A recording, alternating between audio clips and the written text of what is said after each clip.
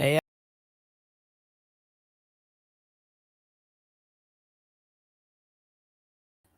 What's good with it, everybody? What's good with it? Y'all know we can't be stopped. We bad boys for life. Oh, oh, tried to mess me up there, didn't it? So we good. Welcome back. Y'all know we finna get ready to light a match to it. Welcome, everybody. What's good with it, H-Child? What's happening, baby? What's happening? What's happening? Please make sure y'all like, share, and subscribe to the channel. I'm gonna give y'all a couple of updates today. Um, don't own the copyrights to the music or the commentary, but we gonna still light a match to it because y'all know what we do over here. Good vibes only, baby. Um, I wanna, you know what? Y'all tell me how this gonna go today, cause to be honest with you, I really wasn't gonna try to stay on here that long because I got something to do in a little bit, like about an hour or so. Um, thank you, HL. Um, and you know, I did do my little homework on Mia. Now she had the most exciting everything from yesterday, you know what I'm saying? So I did do my homework on it. But I don't know if y'all really but I did pull a little clip that'll break it down a little bit, a little bit more shorter, you know what I'm saying? So I think we're gonna pay attention to that first, so just in case. Most definitely, most definitely. So I think we're gonna pay attention to that first and let that marinate the minds or whatever before I speak on whatever it is, and then y'all let me know how y'all think y'all want to do it, you know. And if you want to still go over the part about me, like I say, we can go over it now. We can definitely go over it, but I want to start out. I want to give y'all a couple of updates. For one, I'm hearing that Mia, she might be now. Mia might be on the I'm hearing Mia might be on the stand all week.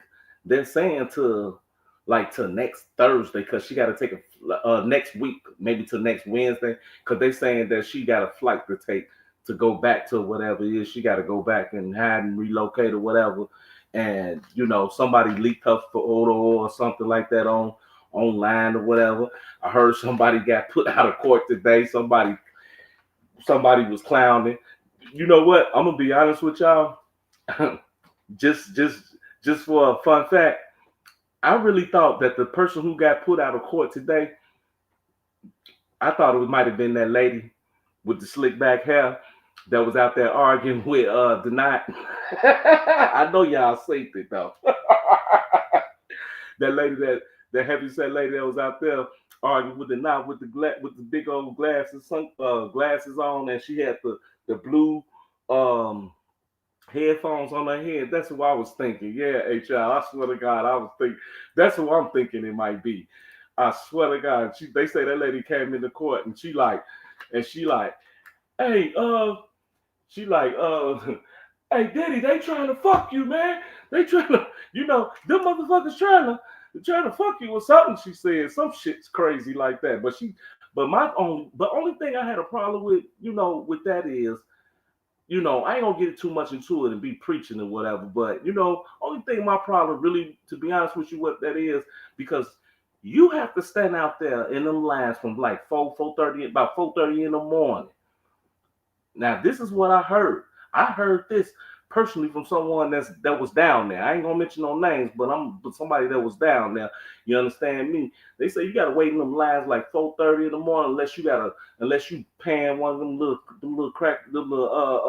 substance abusers down there about like $120 to lay up there and sit in line for you or whatever until the courts open. The courts be open about 8:39. So, but let me get to this though a little bit, right?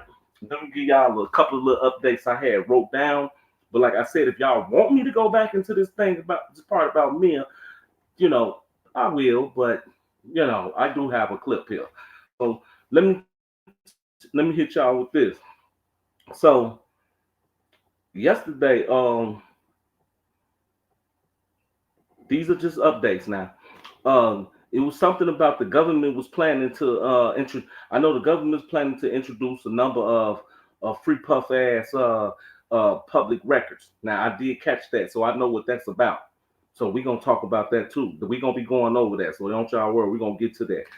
Concerning the different hotels from Diddy that was over the years. Um with those records, they're gonna be doing like a walkthrough and explaining a for and how type thing about it's like four custodians, I want to say, security guards, custodians, or something that was testifying. So as I'm told now, I know a security officer, I think, testified today.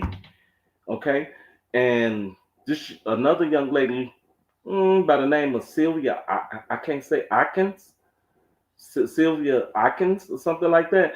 She worked for the Beverly Hills Hotel. Has been explaining exhibits for Mr. Philip Hines.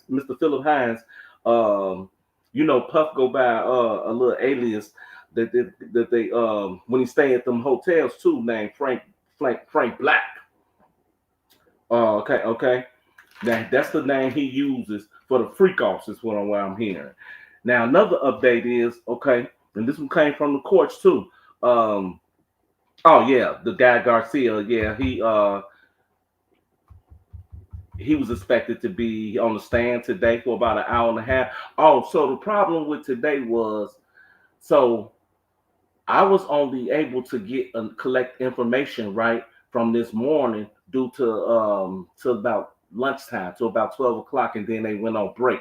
I had some important business I had to go run and take care of, so I was only able to collect the information for like that long. So that's the reason why I did this thing about the Mia part I was telling y'all about, and plus the Mia stuff was really that was really yesterday, But I know it was kind of, a lot of people want to know about that. But just to give y'all a little update about it, I will though.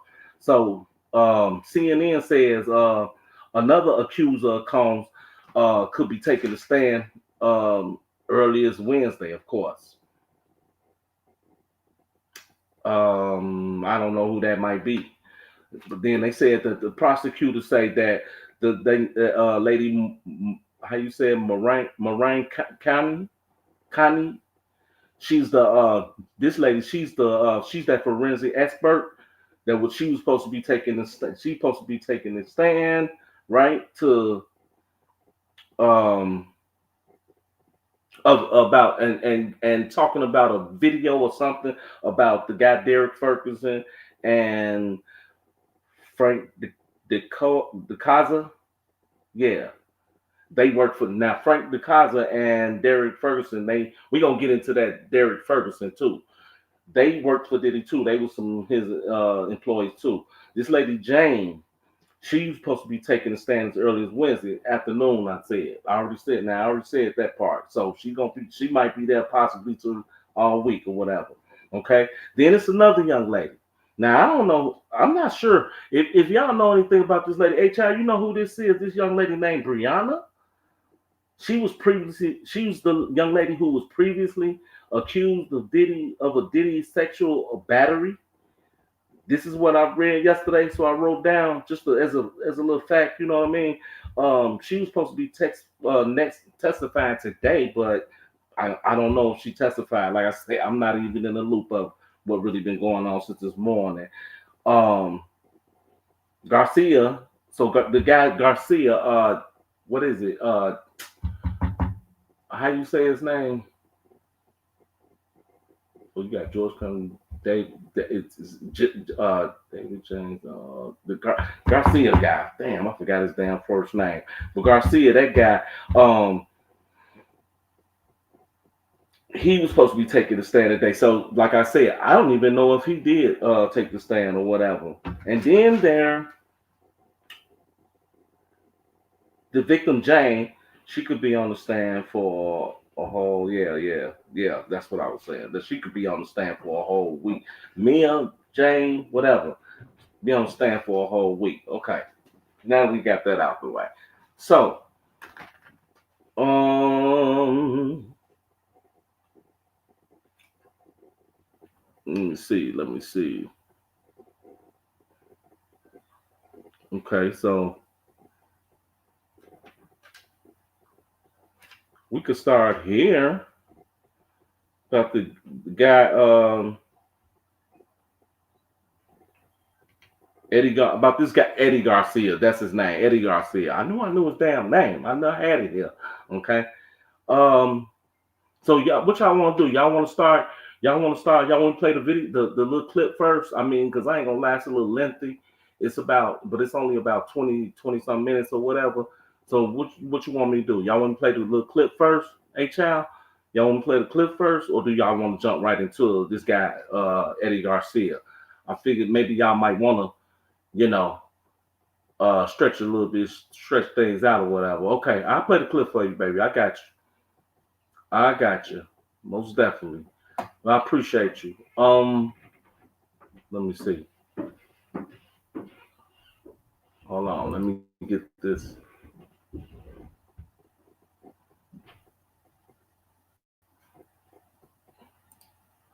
Let me get this set up for you right quick.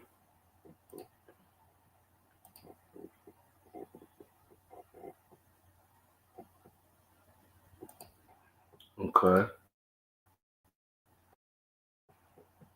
Okay. Y'all see that on the screen? Mm, okay.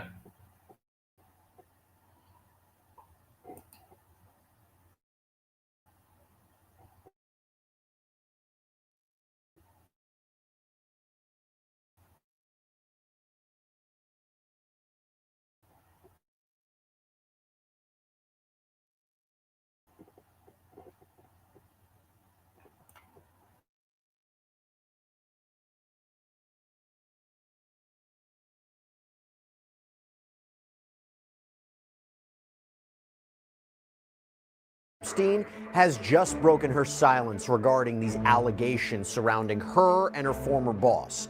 What does this statement mean for Christine? Why make it now? And does this give us a clue about what role she may play in Sean Combs' upcoming criminal trial? We're going to bring on acclaimed criminal defense attorney to the stars, Bradford Cohen. Welcome to Sidebar. Presented by Law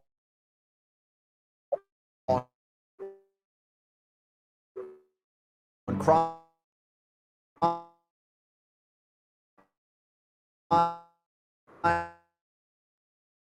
I'm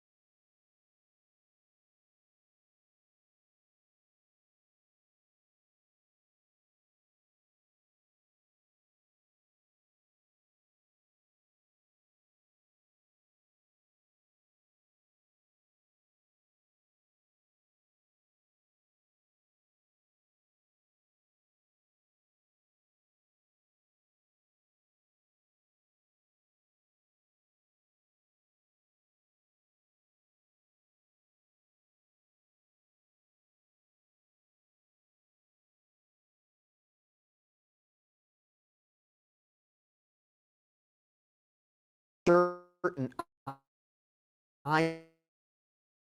IUD into Parham. And apparently she and Combs argued over it, not over actually doing it, but that it wasn't going to work. And then there's this.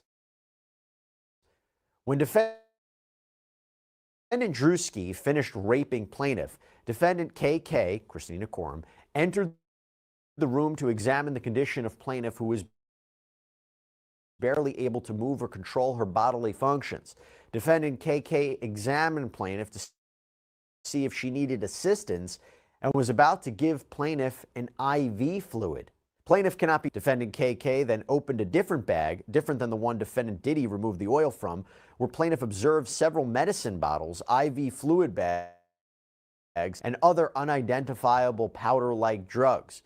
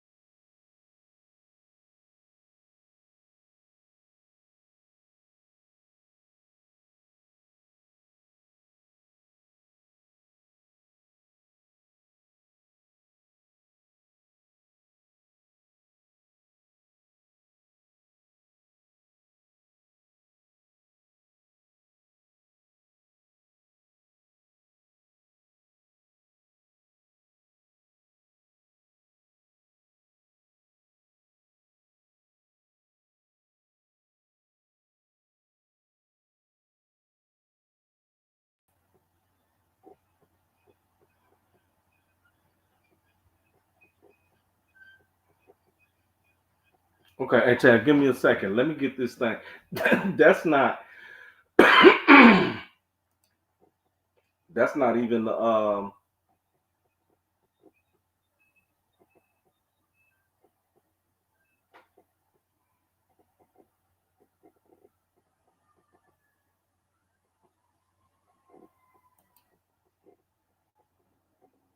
That's not. I don't even think. No, that couldn't. No, that's not. That wasn't it. Hold on. I knew something was wrong. That's probably why.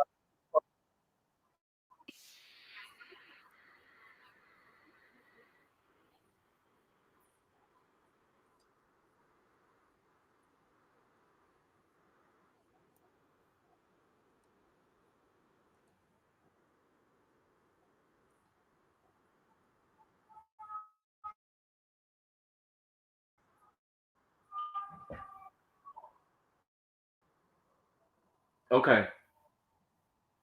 On today's episode of Okay, I got Scandal, it. we'll Now, be talking about Mia's here you go. testimony. It wraps up. This is the Cross right gets one.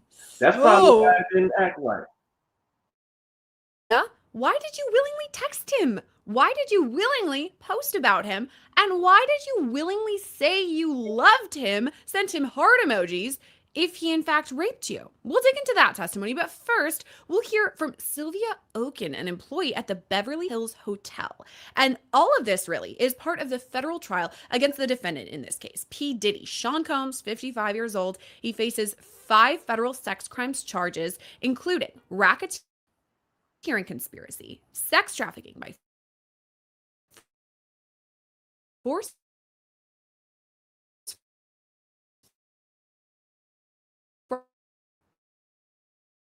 fraud or coercion, and transportation to engage in fraud. Let's talk.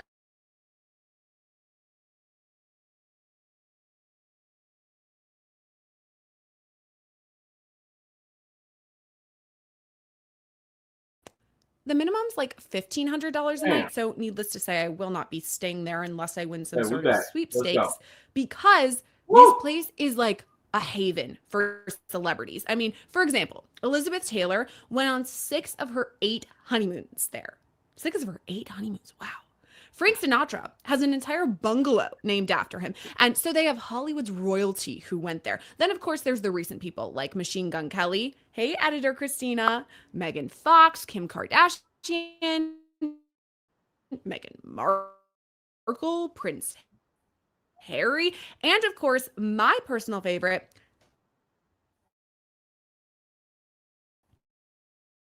True Beverly Hills had a little scene there.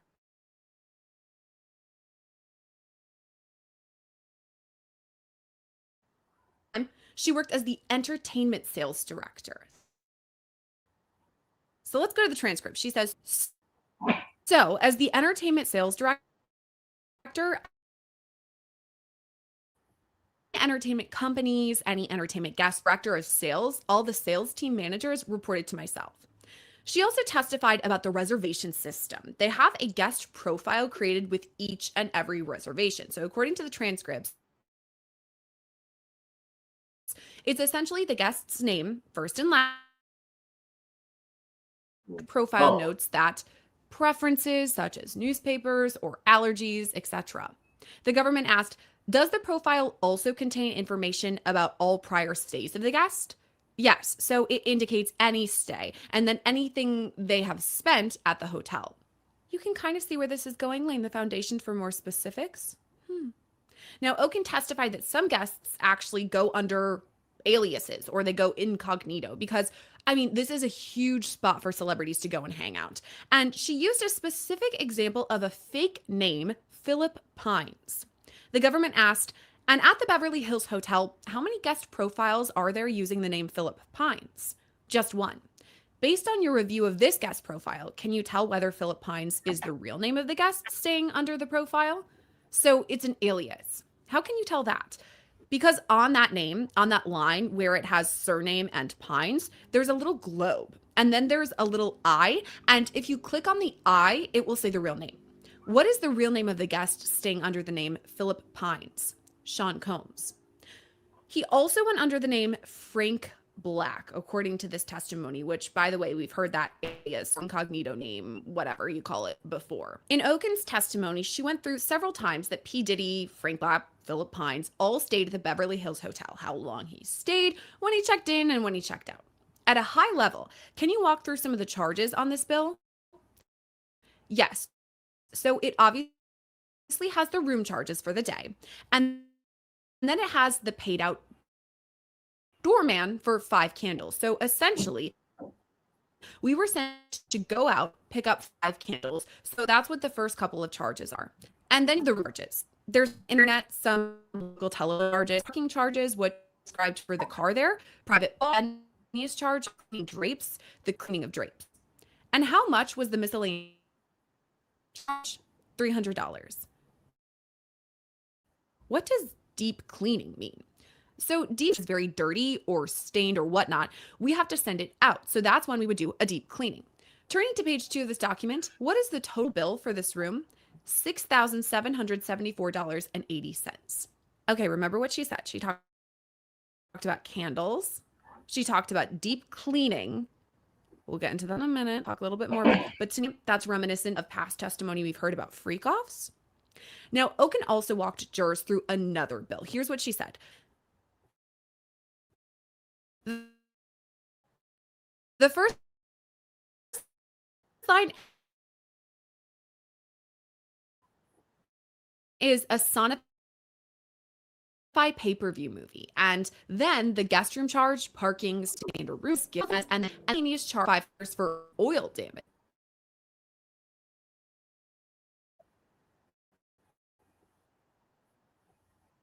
Oil stain, deep cleaning the room, kind of goes hand in hand with freak-offs, and of course, the baby oil. So was there a freak-off there? This was never actually asked during the direct, and actually there was no cross at all. The defense said, yeah, we don't have any questions. So that's kind of where it wrapped, and I wonder where it's going to lead, if it's going to kind of set up for something. So that's the Beverly Hills Hotel. And let's now focus our attention on Mia. Her cross up on Monday. So let's backtrack and talk about that. Now, again, reminder, Mia is not a name. She's under a survivor of ruled. Okay. She can go by Here and they didn't leak her photo all over the all over the internet. Well, her pseudonym, at least. I doubt if it's her real photo.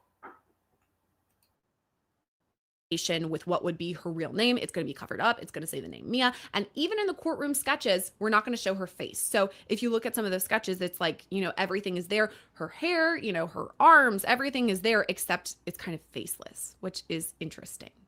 Now, she previously alleged that she had been sexually assaulted by P. Diddy. Actually, she even said rape. She described it in one of our episodes from last week that's pretty graphic. She also alleged physical violence at the hands of Diddy and additionally said that Diddy had threatened her life.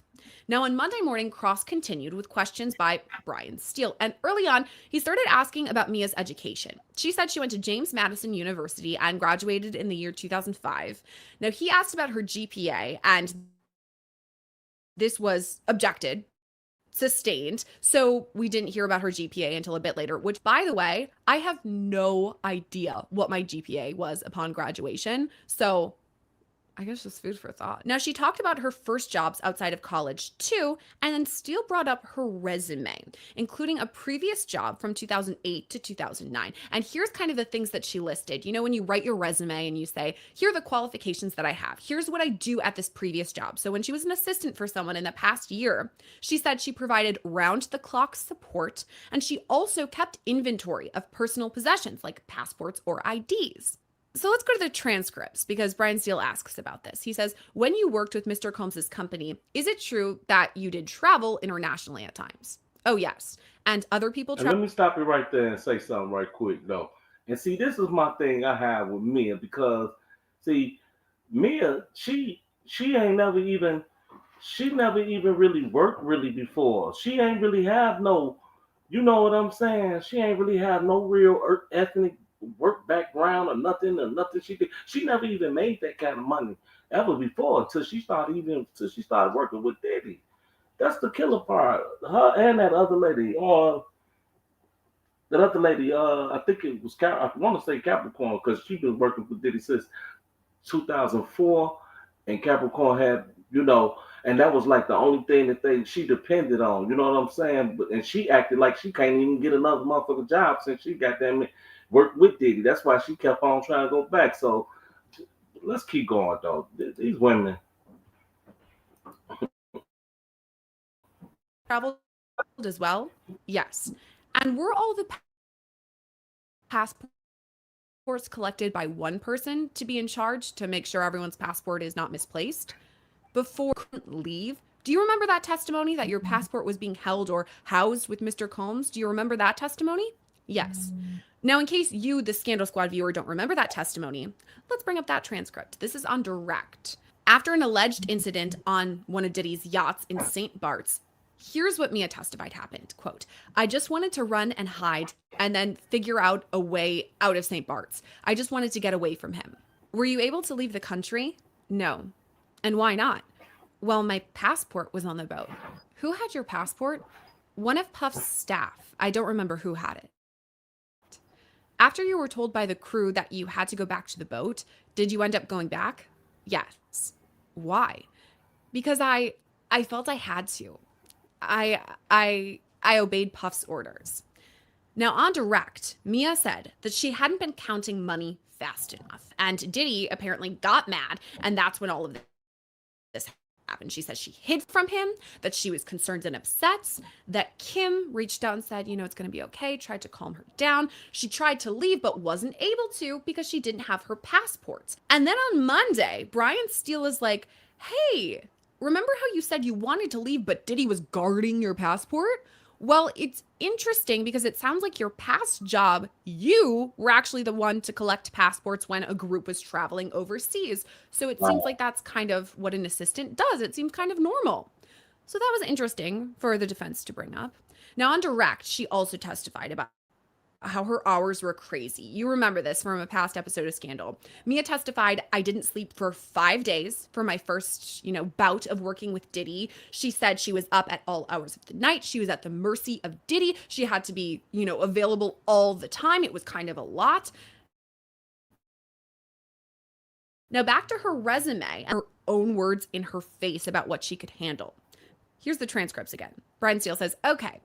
And you also, as you say, you multitask under pressure, right? Yes. You're a positive, energetic person, right? Yes. And you use that approach in your business, right? Yes. And you have a thick skin? I thought I did. And that's what you wrote on your resume, right? Yes. And on the second line, you're accustomed to and comfortable in a 24/7 role, right? Yes. Curious what Brian Steele did there. He basically, like I said, threw her own words right in her face. He then switched, though, and started asking Mia about her character. And you can kind of govern other people. I don't mean that in a poor way. I mean, you can kind of explain what you need to do and have other people follow your instruction when needed. True? I'm good at teaching others, not necessarily enforcing it, but yes. And you're a leader. Wouldn't you consider yourself a leader? Would I consider myself a leader? I don't really know how to answer that. You speak up for yourself, true? No. No. You tell other people and you empower other people. Is that other people, right? Yes. To be powerful and speak up for what's right. You see how everything that they thought that he was throwing in her face about everything that they at court for testifying against. You know what I'm saying? That they actually signed up for. See, that's my whole thing with this. Because it's like y'all knew this. Y'all knew the rules and regulations. Whatever, they signed up for everything that they wanted that's going on here. But then now you testifying against everything that you signed up for. That's the part I don't get. You know what I'm saying? I mean, I get the part about Diddy being abusive and everything, to the people, including the women. Yeah, I get that part. That's why his ass should be locked the fuck up for that shit. You know what I'm saying? But I ain't gonna say no Rico though. I'm gonna be honest with you. But let me finish this out.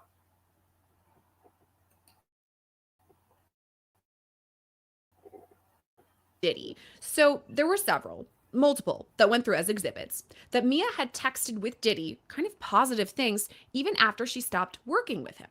So in 2018, she wishes him Merry Christmas, Happy Holidays.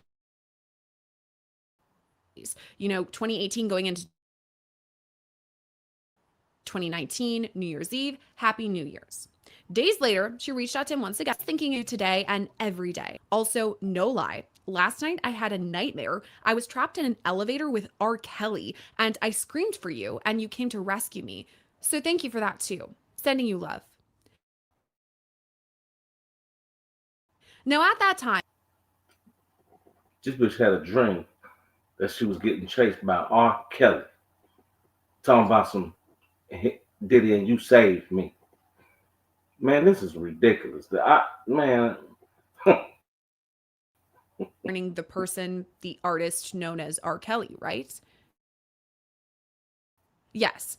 And the person who sexually assaulted you in your dream, or nightmare rather, came to you. That's what you wrote? Yes. And you not only had that vision in your mind, but then you express it to Mr. Combs? Yes. You had to tell him in that text message that he's your actual savior, right? Yes. So the person who you told the ladies and gentlemen of the jury terrorized you and caused you PTSD, you wrote to that person and explained how that person saved you from the other person named there, right? Objection, sustained. So we didn't get an answer to that particular question. But Brian Steele directed her to another text that Mia wrote in 2019. She said, just sending you all the love in the world with a heart, Mr. Combs, at that time, right? No, I still was. Why? Psychologically, also, Puff used to be my protector. Also, these were based around after tragic events that happened in his life. And again, so somebody that allegedly abused you and did all these things to y'all, that they claiming, right? You sending them heart emojis and shit. You claiming you wanted to come back and work for them and shit. That person, would you really do that? Hey, child, would you do that? Be honest. Somebody tell me the truth. Like a match to it. Throw the fight flames in the chat. I don't understand. I don't know how to explain the psychology behind it. Explain to the jury if you can, why are you reaching out to Mr. Combs telling him this? Because, I'm sorry, with all the love in the world, heart emoji, when you had nothing to do with him? Because he had just, there were, because Kim had just passed away and I felt horrible for him. Man, that death, that unexpected death occurred 5 months earlier. So you go to the person who terrorized you, the funeral of his significant other, mother of his children, in November of 2018, right? Yes. Can you explain, besides just saying psychology, why you are reaching out to Mr. Combs when you painted this picture for the jury, how he has ruined your life? There was an objection here, was overruled, and she replied, why was I reaching out? Because I don't believe 5 months is really that long to get over. I feel that's a lifelong tragedy to recover from, and these were specific dates. I don't remember why that something would have happened for me to reach out. The version of Puff that did treat me like the best friend, I did love that dude. He protected me from the other versions of themselves. And I didn't understand what happened to me until recently, as he was still being. But as y'all remember, I think in the last live I did, she claimed that one hand he treats her like a BFF, right? But then on the other hand, he treats her like a piece of shit, basically. So why would you be reaching out to him? Y'all hear what she's saying? She's reaching out 5 months later, heart emojis and all this. You know what I'm saying? If you're gonna reach out to the man about Kim Porter saying my condolences, like you know how y'all do, you know how we all do it. Come on, right? You reach out to somebody who you was in, had a relationship with or whatever. You say my condolences, whatever, and you keep it going. You know what I'm saying? Throw the prayer hands up, whatever. You don't try to make it seem like, like you checking on them too, making sure that you care about them and all this old mess like that. You don't do all that. Come on now.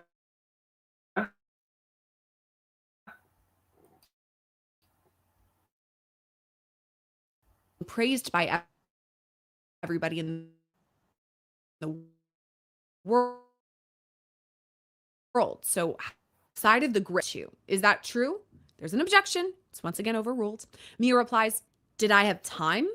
I wasn't outside of his grip because I still had to be in constant communication 24/7. In fact, one time, I won't tell that, you were with your family or friends outside of Mr. Combs' presence and outside your work environment. Why wasn't that time to explain the horror that you're describing to this jury? Because it's way more complex than that. Again, the highs were super high, the lows were super low. The dynamic shifted all the time. I was completely entrenched in his world. It wasn't, I mean, if it was horrible all the time, like, of course. I mean, there are so many reasons.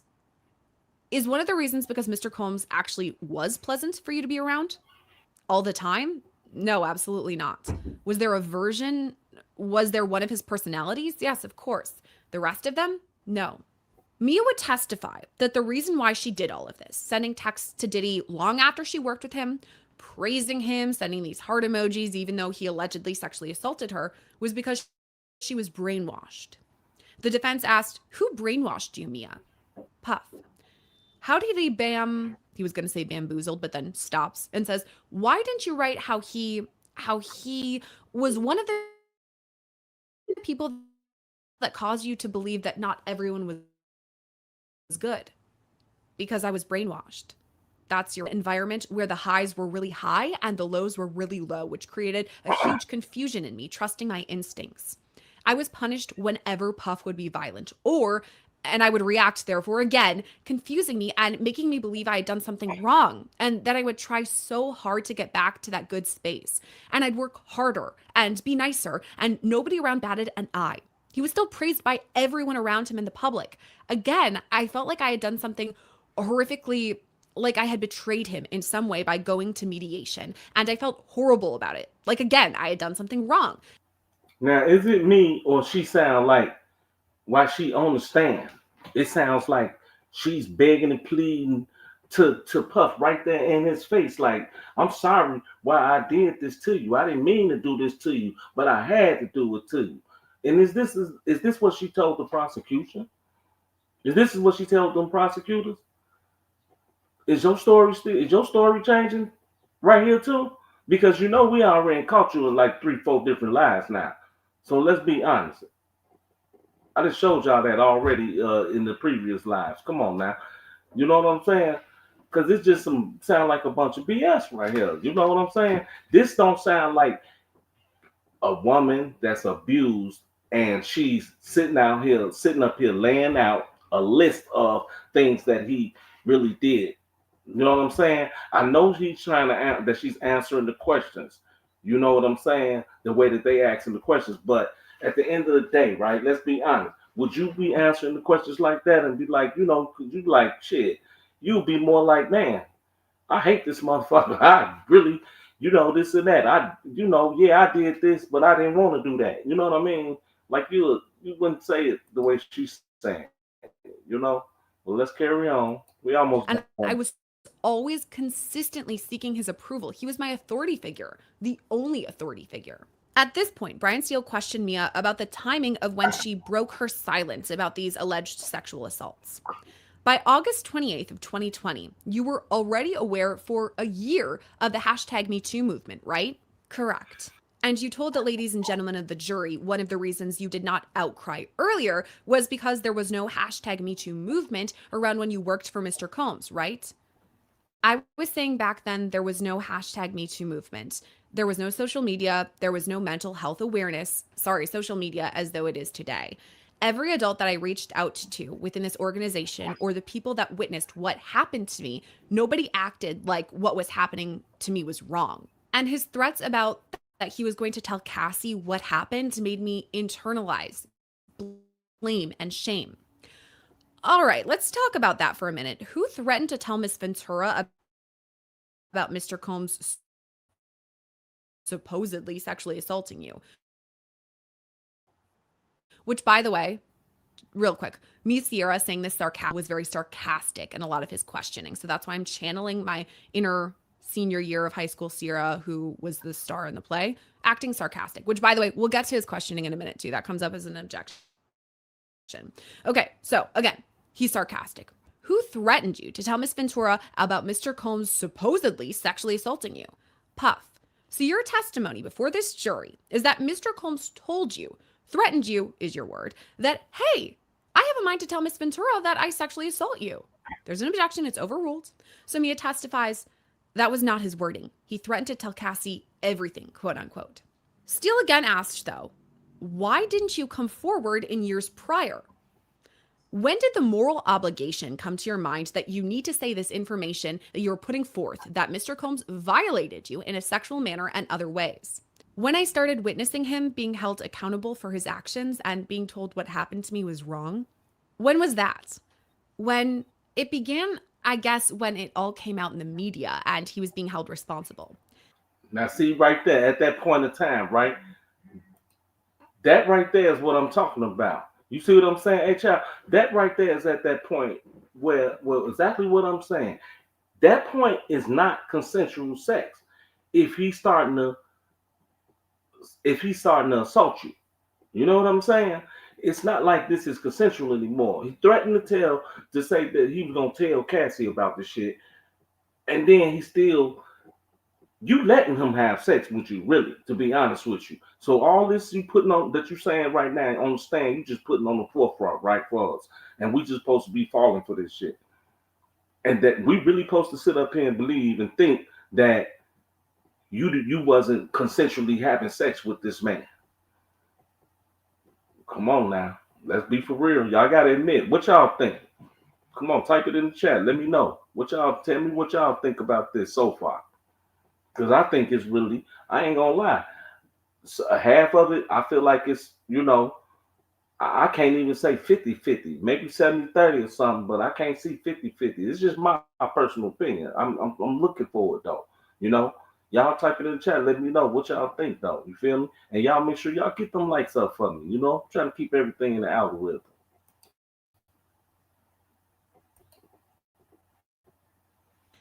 That's when you first said me too? No, that's not the first moment I did. It's been a long process. Again, I'm still untangling these things. I'm in therapy. Like, there's a lot of support I've been given that I didn't have or know what to do with before. During all of this, Steele pointed to Cassie's lawsuit that came out in November of 2023. And do you remember in that lawsuit that Miss Ventura alleged sexual abuse at the hands of Mr. Combs? Yes. And by the 16th day of November of 2023, the day Cassie filed her lawsuit, you were aware of the hashtag #MeToo movement, true? True. And by November 16th, 2023, social media had billions of users, true? True. And by November 16th of 2023, you are no longer with Mr. Combs in any type of everyday or even casual relationship where you would see him, true? Correct. Did you advise Miss Ventura in November of 2023 what you allege Mr. So y'all noticed, right? I'm sure y'all already noticed. So they all started filing their lawsuits and everything, one after another, right after Cassie, right? See, let me say this too. Another thing, right? And I have to be honest with y'all about this, and this also for real. See, this is my thing about Cassie. When you get Cassie on the stand, right, and she say what allegedly happened to her, right? I don't think that you need the next 4 or 5 people to come and testify and corroborate your story, corroborate the same story as Cassie. I think that these other people are supposed to be coming to tell other stories, and then having other people to come and witnesses to come and then corroborate their story too. Cassie, I think you have one person already corroborate Cassie's story. How many people do you fucking need? How many people do you need to corroborate Cassie's story? Y'all, but you know what I'm saying? It's like you believe it anyway, right? We all seen the tape. So you believe the story that Cassie said anyway. At least most people believe it, right? Come on now. Let's be for real. Make it make sense.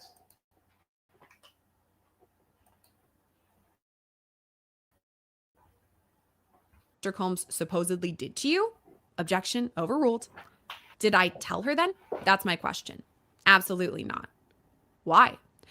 Just because you find out something doesn't mean you just immediately snap out of it. I was still deeply ashamed and wanted to die with this. I never wanted to tell anybody ever. You were so deeply ashamed and, God forbid, wanted to die. Why did you, with all of these messages that the jurors have seen, still communicate with Mr. Combs? Now, there's an objection from the government, and it's sustained. It's interesting to note the way that Brian Steele is conducting cross. I mean, it seems like he's very sarcastic. The way he said, God forbid. I think it's kind of telling. Now, when it said she wanted to actually see Diddy in real life, this is according to one of her messages to him. Brian Steele asks, and you were disappointed that you won't be able to see him in person, right? Well, that's what I'm saying, but yes. Well, isn't it true? No. Why isn't that true? Because I did not just saying that. I can't hear you. I did not want to. I was just saying that. Mia, yes. Who made you write this text message to Mr. Combs? Objection. Overruled. Mia replies, nobody. Okay. Why would you lie in this text message that I wanted to see you, but you really didn't want to see Mr. Combs? Because I didn't want to seem, I don't know, it provided me with safety, I guess. And before in my life, I wasn't going to start. Now, I want to pause here to note that throughout the transcripts today, there have been a lot of objections from the. But if he sexually assaulted you, right? What do you care about saying something mean to him for? Man. The government about Brian Steele and his line of questioning. It's just, we already talked about how it's kind of unique the way that he's been asking some of the questions, and the government has tried a lot and overruled about all of these objections. But at a point, the government even brings this up to the judge, and they say the way that Brian Steele is asking questions to Mia is harassing and unduly embarrassing this witness. And here's a quote from the transcript. This is AUSA Maureen Comey. She said, I just wanted to note that in addition to the prejudice of adding to the trauma of the victim having to testify at this trial,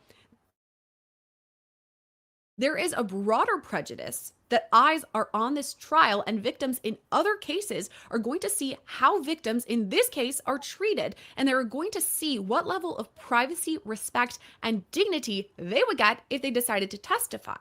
So basically, she's saying, I don't like what Brian Steele's doing. It's not good. She is a victim or a survivor here. And I'm afraid that with the publicity seen in this case, the victims in other cases across the country will see how they will be treated on the stand and thus not come forward. Now, Judge Arun Sambaranian said, okay, I hear you, government. However, I haven't noticed any of this. However, he did issue a warning to Steele and was like, okay, you're on thin ice, keep it clean. Brian Steele's questioning later moved on to Cassie, and Mia had previously described her as a sister, saying, I love. And that's just on the record for all y'all people out there who said that y'all didn't like the way Brian Steele was doing the questioning and everything. Remember, she said she had tough skin. Remember that.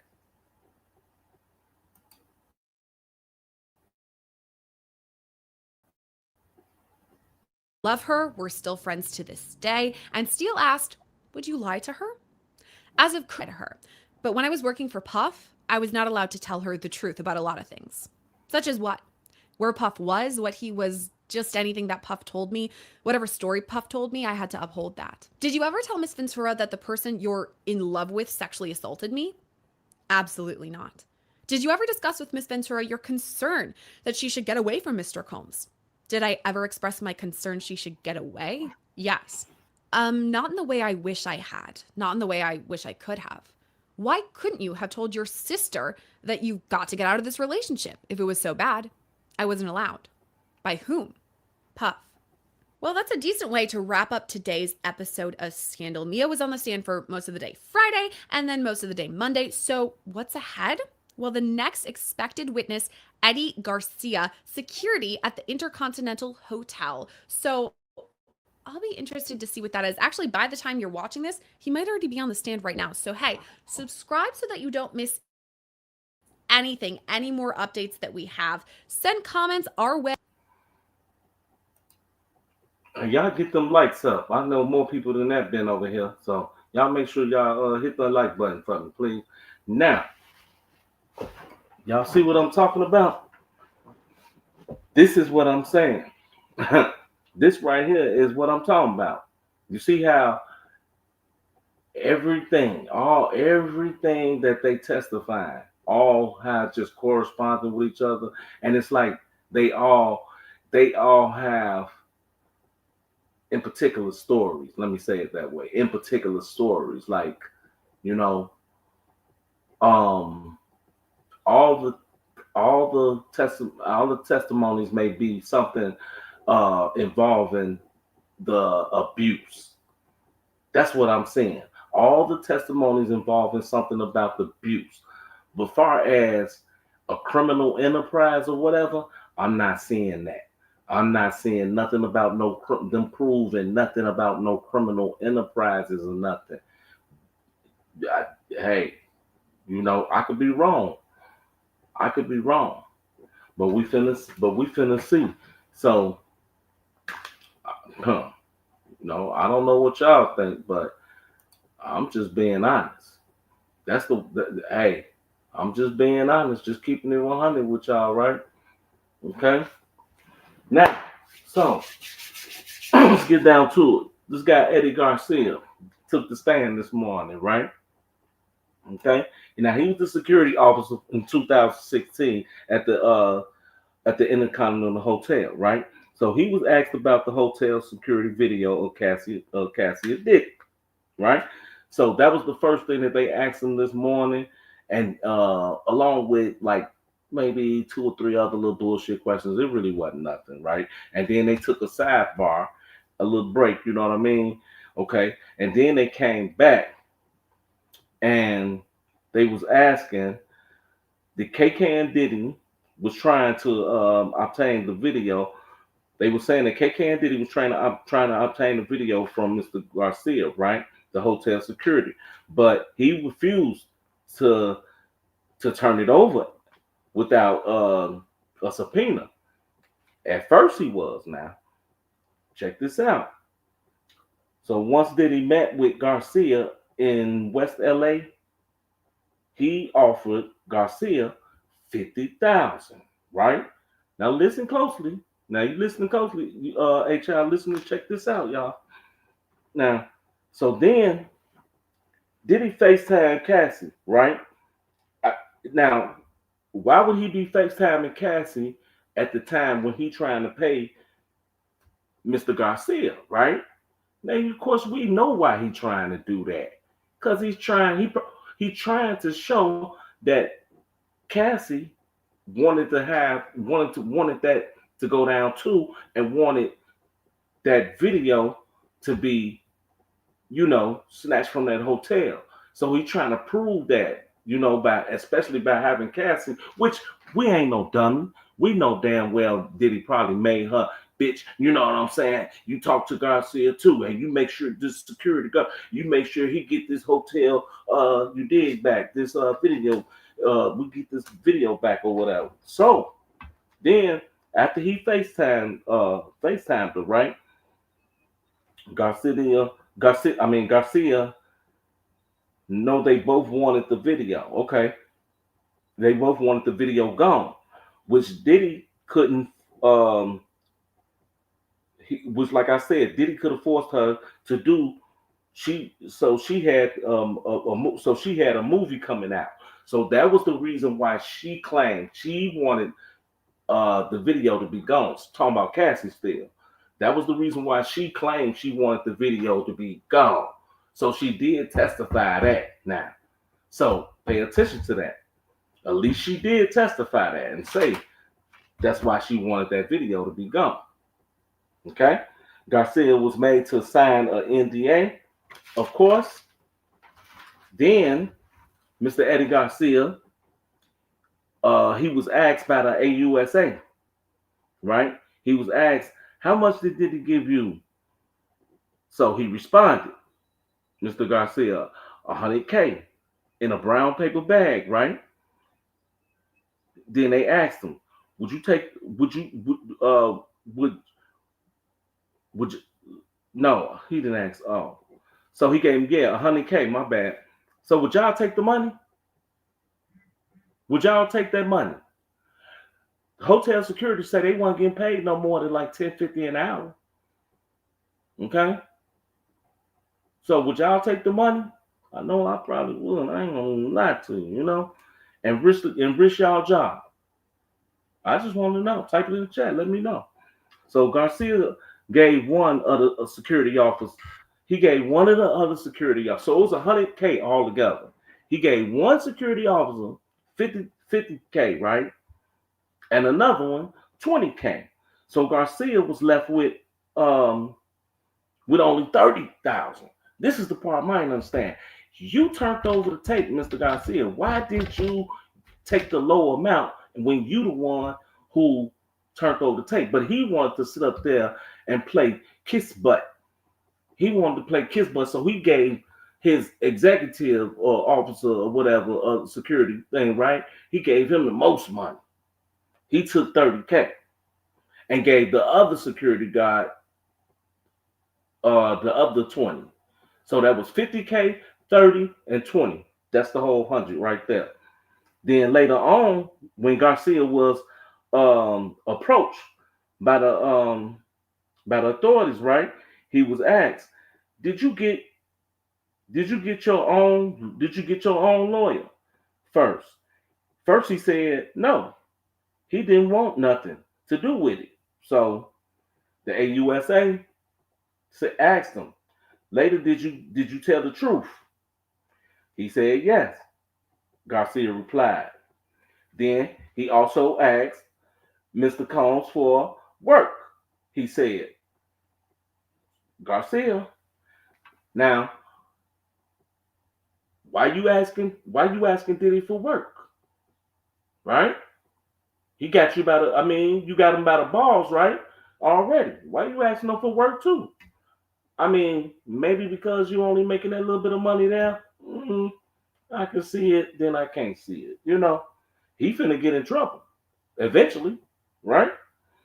So later, Garcia, he deleted his So he deleted the messages between him and the other security officers, right? This is what they had last said. Then they took a break, right? And what make it so bad, y'all ain't gonna believe this, but that was all that was asked of Mr. Garcia. That was the last question. So Mr. Garcia stepped down. He's done. He's done with his questioning. Check that out. Now, can you believe that? That he's done with all the questions. So that's the only questions y'all wanted to ask him.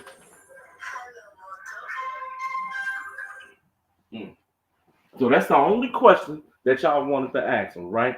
Okay, so now, then Mr. Derek Ferguson, the executive chief financial officer, he come take to the stand, right?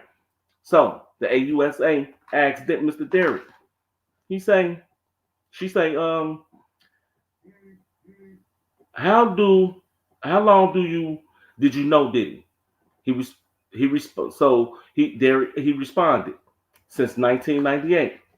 So then they asked Derek then they asked Derek a series of questions about some accounts and stuff, right? So they, questions kept going on and on, whatever.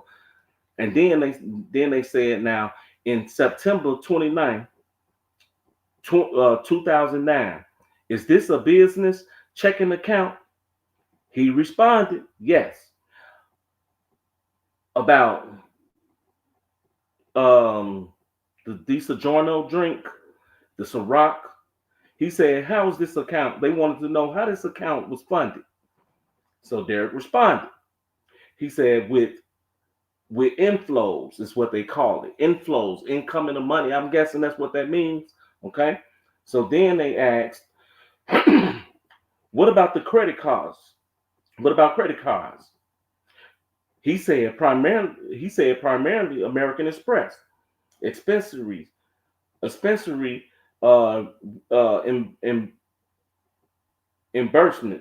expensive reimbursements. Then they asked him. Then they said, did Mr. Combs have an IMAX? He said yes. Then he used did he use it for personal as well as professional? He said yes. Then they asked him, they said, and the company paid. He said yes. He said, so they asked him, how is outgoing cash handled? So Mr. Derek Ferguson, he responded. He said, we had a petty cash account and paid advances, right? So we're still on Derek Ferguson. So now he said, for example, for those traveling and who didn't have an American Express card, right? He said, when Diddy was paid in cash, they wanted to know when Diddy was paid in cash, how did it work? He said we would match it if it was a contract, they would match the money. Okay? So however that works, I don't know the breakdown because they never got into that. You know how they do their questioning. Okay, here we go. He say, they asked him, they said, were you aware of Mr. Combs' security staff carrying cash for him? He responded, I was not aware of that. Then they asked him, if you were responsible for finances, then what did you do? He said, I budget money for the year. He said, properties, inflows again. They go to inflows again. Inflows and outflows. So he for the inflow of money and for the outflow, right? So then what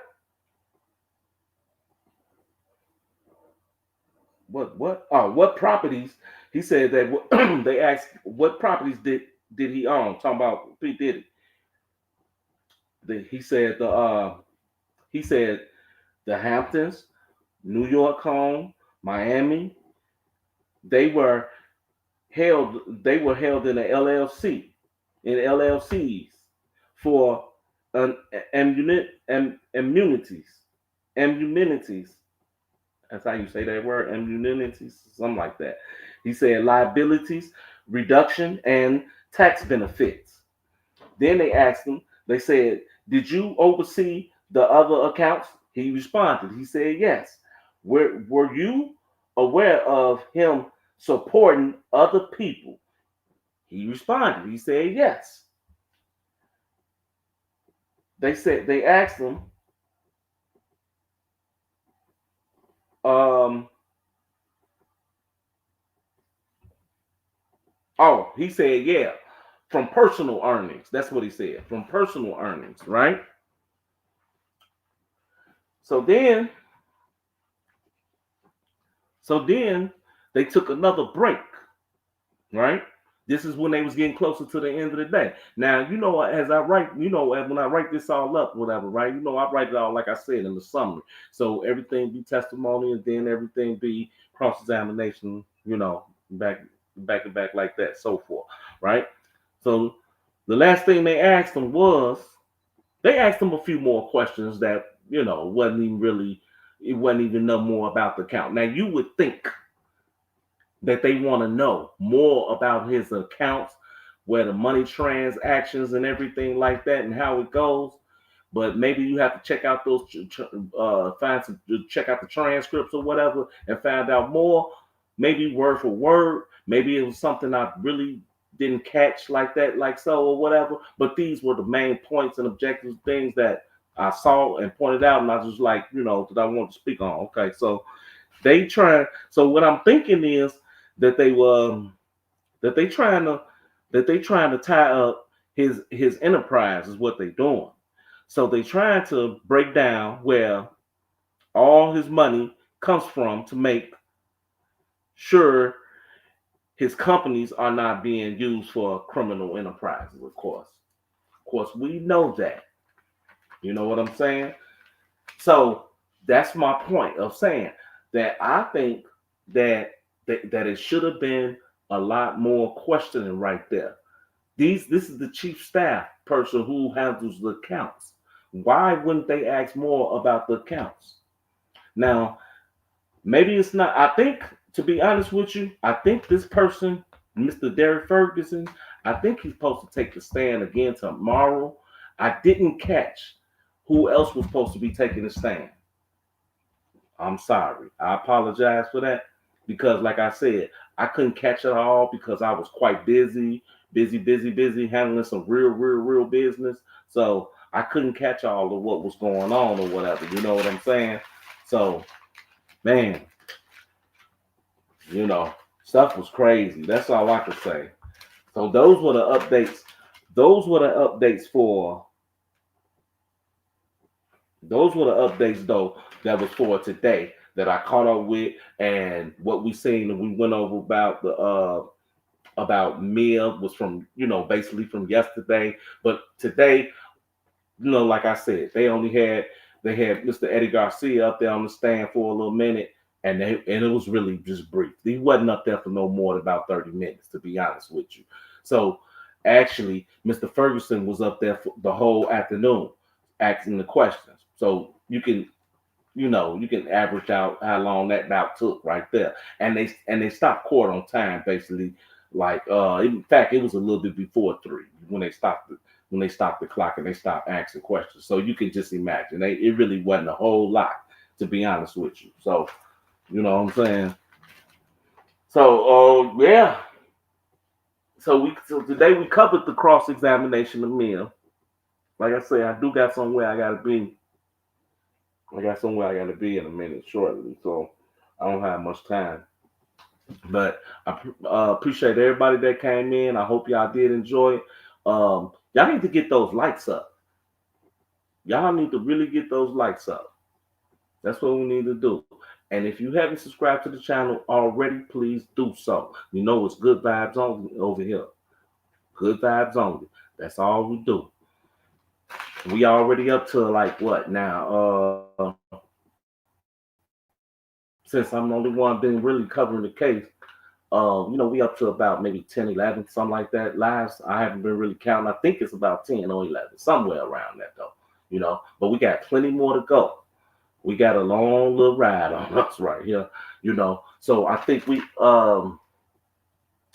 so tomorrow, like I said, that guy, Derek Ferguson, he supposed to be coming. Yeah, he supposed to be coming back. I think. And we gotta catch it up. If y'all know somebody else supposed to be coming tomorrow, testify. Y'all can take this in the chat now. You know what I'm saying? I don't know. I ain't gonna even front because I didn't catch it. I didn't catch everything, so I have to go really do my little homework or whatever and catch up on what was really, you know, what was really what I'm missing too, because I missed quite a little bit of a little bit of whatever too or whatever. So I ain't even gonna front. I'm just looking over a couple of things right here before we get out of here. Just looking over a couple of things. But yeah, this was cool. But yeah, Mia's her. Yes, y'all heard it. Mia, her testimony, it's really, you know, it's really shaky there. I ain't gonna front now. It's really shaky.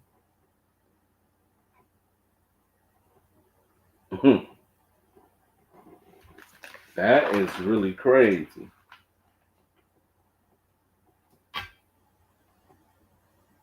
I noticed that. Let me see. Mm.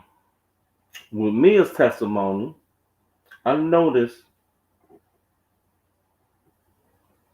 I noticed them asking, right? I noticed when they asked Mia if she told anyone about the abuse she endured from Diddy while in a while it was happening, while everything was going on with her, right? And they also asked her, "Do you hate anything you wrote to a friend, family member? I mean, why you didn't?" No, they asked her why you didn't write a letter or something, whatever, right?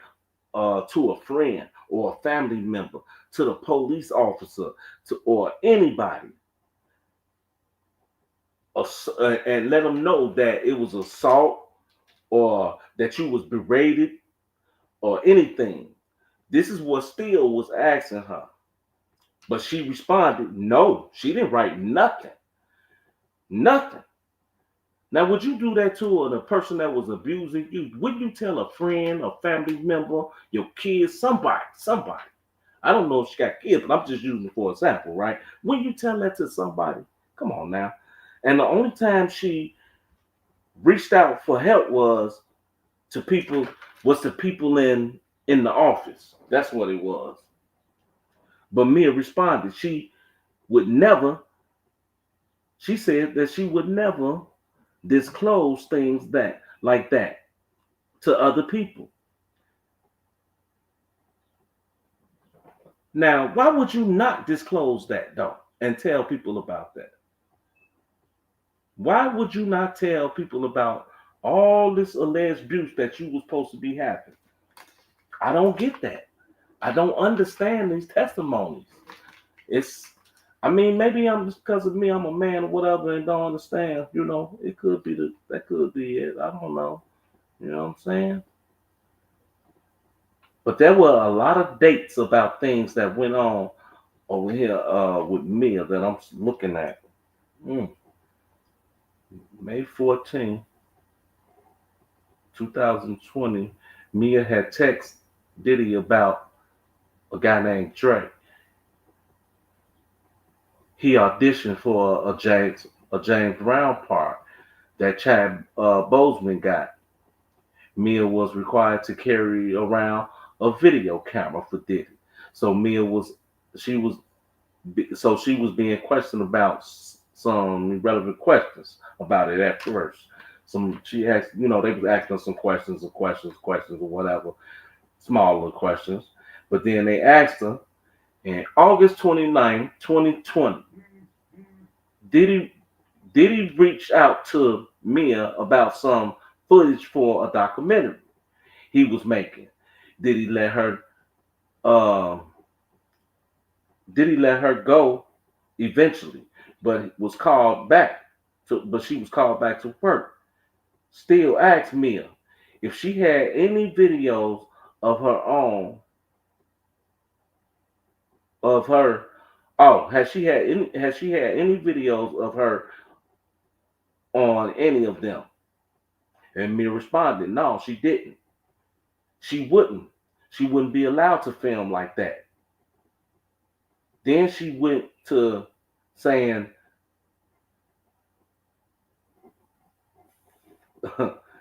then she went on saying, filming free put free.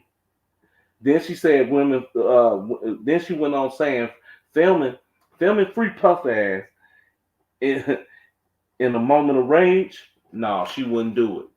See, they making it sound like you making it sound like she's so scared. I mean, come on. You threw in a little bit of saying what you were so scared about. Oh my God. Man, tomorrow I'm gonna be on it, y'all, man. I'm gonna go get some more information. We might have to go back live tomorrow, y'all. I know normally I'll skip a day or whatever, but we might have to go back live tomorrow because I want to catch up on those testimonies from tomorrow that was finishing up today, so I can get those cross examinations in. You know what I mean? So we're gonna come back and talk about that tomorrow. But like I said, I appreciate y'all for coming to fuck with your boy. Apologize for the mistakes with these internets and all this, man. You know, shit be fucking up, man. I mean, apologize for it. That's all I can say, you know. But you know, it is what it is. Shit happens, right? But got much love for y'all.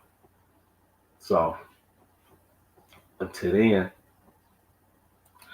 until then,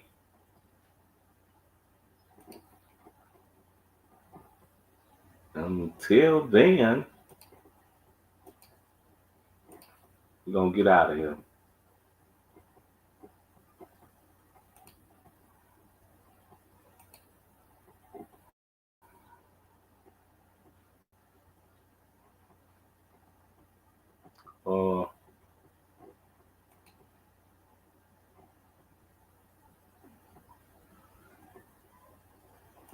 Right here.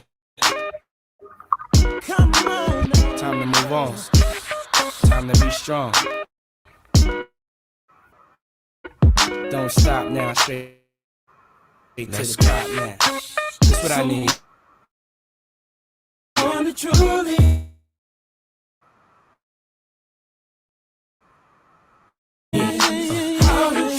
If you happy, then begin. Don't stop now, straight to the top now. Go ahead, mommy, make it hot now. I need me a love that's gonna make my heart stop now. And what I need is simple. 5'5" with dimples, potential wife credentials. Know about the life I'm into, life I've been through, and how I had a trifling mental. So ride with me, G4 fly with me. Times get hard, cry with me, die with me. White Beach Saints, lie with me. My advice is forget the limelight. Let's make love while we listen to Frank White. So tight, now I understand life. Yeah, take that. Come on. Is a pretty woman next to me? A pretty woman, yeah, baby. To share the dreams that I believe. Dream with me, believe. Come on. Maybe we can start a family. Start a family, baby. Someone that truly understands. Oh yeah. What should I say now? Come on, ma, been a whole day now. I wanna lay round and sip colada, dipped in Prada. I'm smooth as Eric Estrada, dipped in dollars. We out in Vegas, Nevada. Bubble bath in a champagne glass, about the size of a campaign ad. You don't know how you looked at me, but if love was a crime, you's a crook to me. Cause mommy, I done been around the world, seen a lot of places, been around your girl, believe I read faces. I could tell she don't want me prevail, but I learned my lesson watching Sean stressing. So why listen to her and start guessing? Mommy, you ain't ready to ride to start dressing. I need a girl, receive my mom's blessing. Confession, my love, no contesting. I need affection. Listen, I need affection. Let's go, Mary. Girl, what the hell is on your mind? Yeah. I could be done, but I'm not blind. Come on. There's something leaking in your mind. Get your mind right. Don't look too good for you and me. always getting with me. That ain't what I need, baby. Is a pretty woman next to me.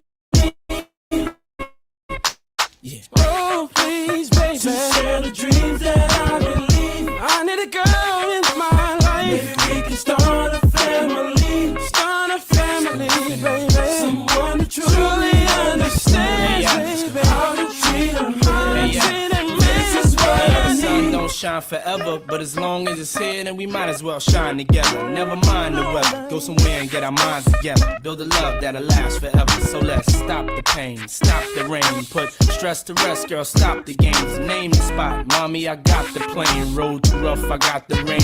I got some things, known to put rocks and rings. Push 100-foot yachts and things. Your man don't play. Have you ever been to Sandro Pay or seen a brother play a mandolay? Girl, I wanna just look in your eyes and watch the sunrise. No more lies, no more tears to cry. No more reasons for leaving. You I believe in. Love you to the day I stop breathing. I love you, girl. Come on.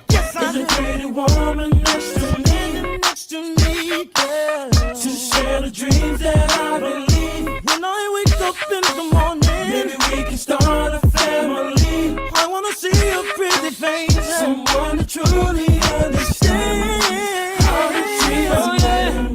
This is what I need. Is that all you want? Is a pretty woman next to me. We go sacrifice. To share the dreams that I believe. And maybe we Someone to truly understand how to treat a man. This is what I need, baby. Is a pretty woman next to me. Standing next to me, girl. To share the dreams that I believe. When I wake up in the morning, maybe we can start a family. I wanna see your pretty face, baby. Someone to truly understands, baby.